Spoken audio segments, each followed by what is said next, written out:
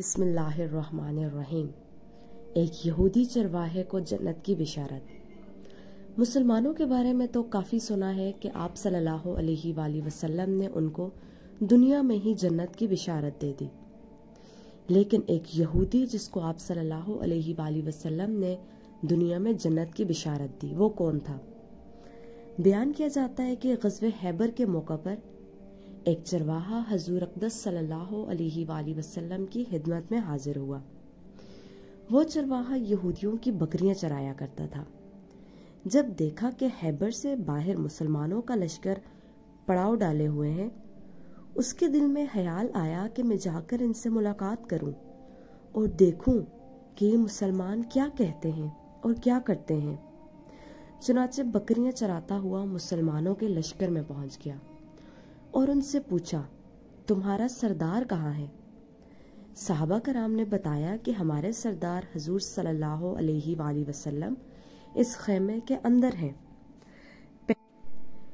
उस चरवाहे को उनकी बातों पर यकीन नहीं आया। उसने सोचा कि इतने बड़े सरदार एक मामूली से खेमे के अंदर कैसे बैठ सकते हैं।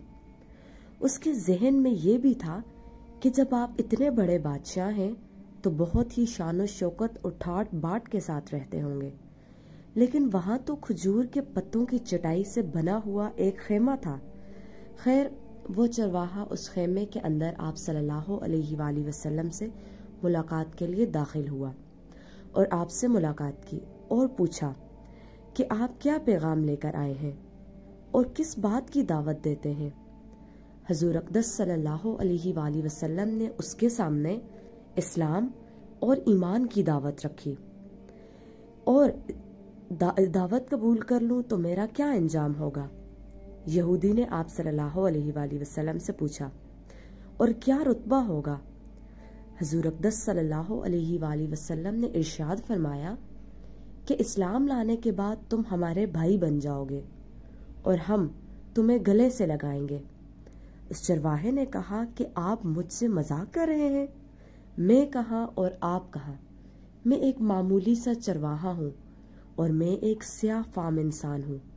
मेरे बदन से बदबू आ रही है। ऐसी हालत में आप मुझे कैसे गले से लगा सकते हैं? हजूर अक़दस सल्लल्लाहु अलैहि वसल्लम ने फरमाया कि हम तुम्हें ज़रूर गले से लगाएंगे और तुम्हारे जिस्म की स्याही को अल्लाह ताला मिटा देगा और अल्लाह ताला तुम्हारे जिस्म से उठने वाली बदबू को खुशबू से तब्दील कर देंगे। ये बात सुनकर वो फौरन मुसलमान हो गया और कलमा शहादत पढ़ लिया। फिर हजूर अक़दस सल्लल्लाहु अलैहि वसल्लम से पूछा कि या रसूलल्लाह सल्लल्लाहु अलैहि वसल्लम, मैं क्या करूं?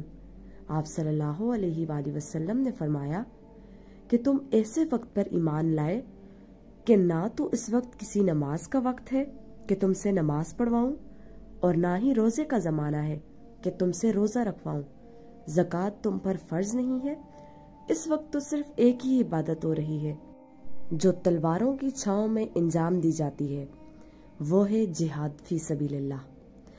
उस चरवाहे ने कहा, या रसूलल्लाह सल्लल्लाहु अलैहि वसल्लम, मैं इस जिहाद में शामिल हो जाता हूँ, लेकिन जो शख्स जिहाद में होता है उसके लिए दो में से एक सूरत होती है, या गाजी या शहीद। तो अगर मैं इस जिहाद में शहीद हो जाऊं तो आप मेरी कोई जमानत लीजिए। हजूर अक़दस सल्लल्लाहु अलैहि वसल्लम ने फरमाया कि मैं इस बात की जमानत लेता हूं कि अगर तुम इस जिहाद में शहीद हो गए तो अल्लाह ताला तुम्हें जन्नत में पहुंचा देंगे और तुम्हारे जिस्म की बदबू को खुशबू से तब्दील फरमा देंगे और तुम्हारे चेहरे की स्याही को सफेदी में तब्दील कर देंगे।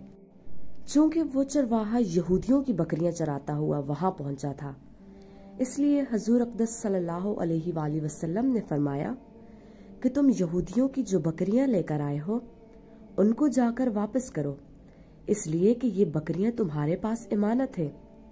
इस बात से ये अंदाजा लगाए कि जिन लोगों के साथ जंग हो रही है, जिनका मुहासरा किया हुआ है, उनका माल गनीमत है, लेकिन चूंकि वो चरवाहा बकरियां मुआयदे पर लेकर आया था, इसलिए आपने हुक्म दिया کہ پہلے وہ بکریاں واپس کر کے آؤ، پھر آ کر جہاد میں شامل ہونا۔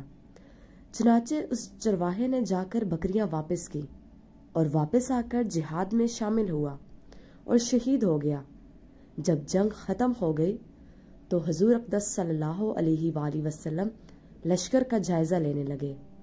ایک جگہ آپ نے دیکھا کہ صحابہ کرام کا مجمع اکٹھا ہے۔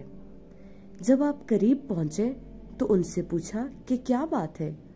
صحابہ کرام نے فرمایا، جو لوگ جنگ میں شہید ہو گئے ہیں ان میں سے ایک آدمی ایسا بھی ہے کہ جس کو ہم میں سے کوئی نہیں پہچانتا۔